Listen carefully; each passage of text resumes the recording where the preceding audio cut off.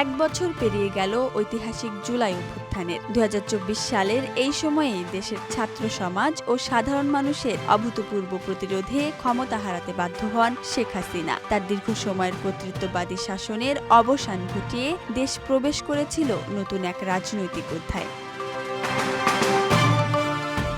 তবে মাত্র এক বছর পরে দেখা দিচ্ছে বিভাজন, বিভক্তি ও আস্থার সংকট। অভ্যুত্থানের মুখ্য নেতৃত্বে থাকা ছাত্ররা গঠন করেছে নতুন রাজনৈতিক দল, যার কিছু শীর্ষ নেতার বিরুদ্ধে ইতোমধ্যে দুর্নীতি ও অনিয়মের অভিযোগ উঠেছে। আর সংস্কারের নামে চলমান প্রক্রিয়ায় রাজনৈতিক ও প্রশাসনিক অস্থিরতা যেন ক্রমেই প্রকট হচ্ছে।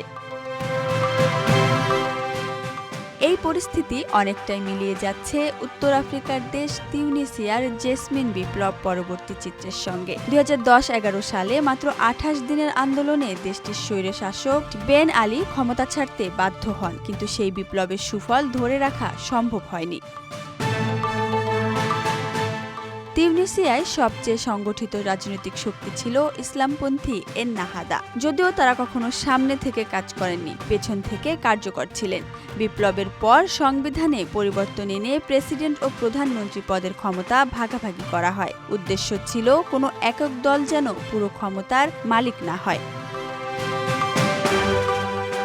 কিন্তু ফল হয়েছে উল্টো। ক্ষমতার ভারসাম্য প্রতিষ্ঠার বলে গঠিত দুর্বল জোট সরকার এক দশকে ১০ বার পরিবর্তিত হয়েছে। প্রশাসন থেকে পুরনো শাসকের অনুগতদের সরানো হয়নি, ফলে গণতান্ত্রিক কাঠামো কখনোই দৃঢ় হয়নি। এই বিশৃঙ্খলার সুযোগে ২০১৯ সালে অধ্যাপক কাইস সাইদ টকশো ও ভাষণে জনপ্রিয়তা অর্জন করে ক্ষমতা দখল করেন। ২০২১ সালে তিনি সংবিধান স্থগিত করে ফের একনায়কতন্ত্র কায়েম করেন।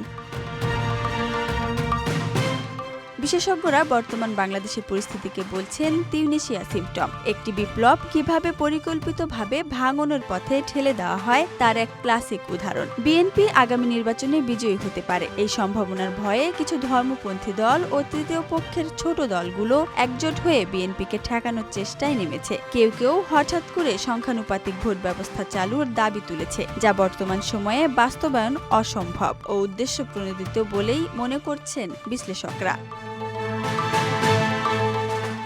Dhaka express desk report.